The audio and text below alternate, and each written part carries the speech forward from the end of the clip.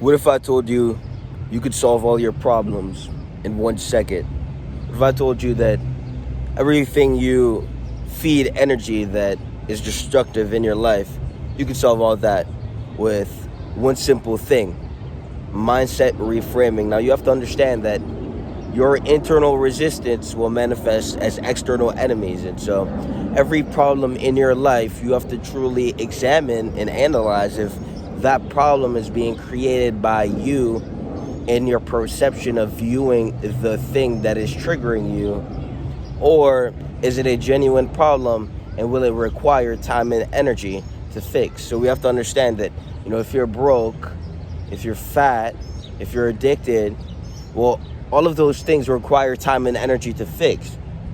But the moment you take that step of action is the moment you've instantaneously fixed it, as long as you hold your word and always navigate towards the outcome of fixing that problem. So the moment you say it and you start doing it, it's already done.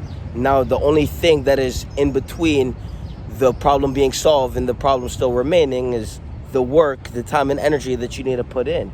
So what you're basically doing is you're saying something and then your time collapsing. You are saying something and then you are already knowing that it's going to happen. Why? Because you're not going to miss. You're going to show up every single day. You're going to put the maximum every single day. And through that, it's impossible for you to fail unless you are half-assing what the fuck you said you were going to do, and you're navigating yourself away from solving those problems. And so we have to truly understand that most people, we all live in our imagination. Our perception creates our reality. Now, most people use their imagination that they exist within as a weapon to antagonize and to forecast problems into their life by projecting their internal states on external objects. And so the way you perceive something is directly going to correlate to your internal state. This is why, if, for example, you see something illustrious, you see something, that is grabbing on your attention, and, you start to project negative thoughts onto that, intertwined with the negative emotional feelings, and now you feel some type of way, but the thing you're perceiving is really just the object. And so you are projecting a reflection of your internal resistances on the thing that you see.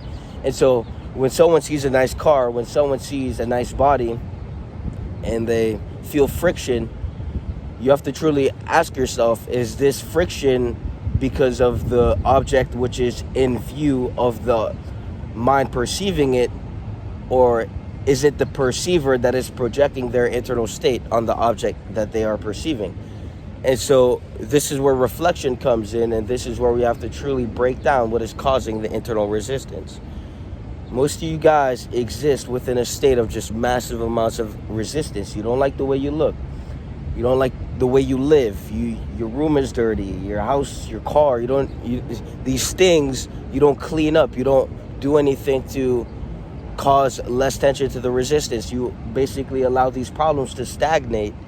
And then as the problem and the resistance grows, you begin to project that resistance onto things that have they don't actually have anything to do with the way you feel. And so you have to truly break down your mind, and you have to find out what is causing the inner turmoil. All right? And so it's very fucking simple. It's very fucking straightforward. But humans are complex, and humans like to complicate things, because you have to understand that metaphysically your mind is entangled. So when we look at quantum entanglement and we look at creating specific outcomes in your reality, well, the same way you can quantum entangle to the version of you that has the best body and the best of everything by embodying your best self, the same way you are subconsciously and unconsciously entangled to things that are holding you down. And so when your mind is wrapped in a knot, now it's going to be easy to point at someone else and say that they did it. It's their fault that, you tied yourself in all these.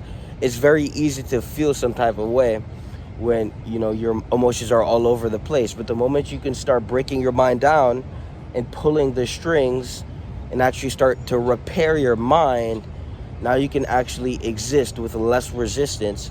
And you get to the point of inner peace. You get to the point where now people, when they project onto you, you can see because if you've done the internal work yourself. And so most people, we exist in the external world, but if your mind's perception is creating the way you view the external objects, you have an internal world too. And that internal world, if your internal world is fucked, well, your external world is going to be perceived as fucked.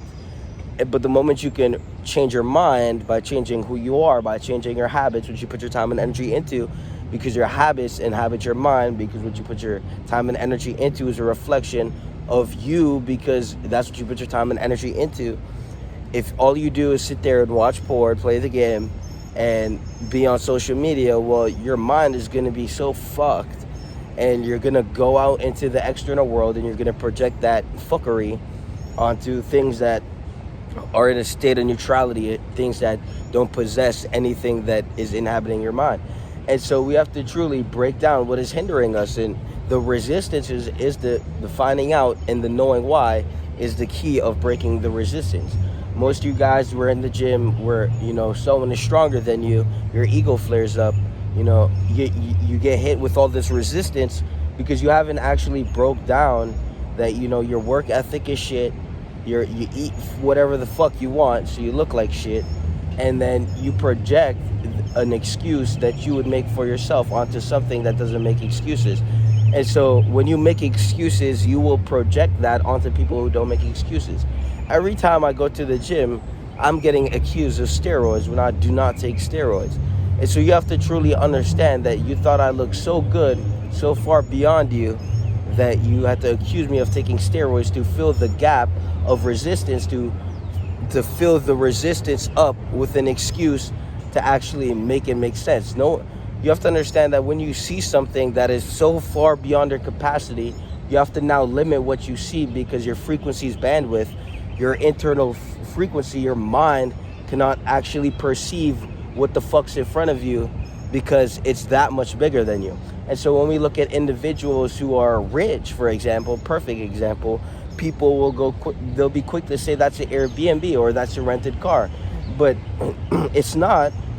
The person simply doesn't have the mind's capacity or the unlimiting of self to perceive the beauty of what that person has created through the intention of waking up every day and pursuing what the fuck they wanted.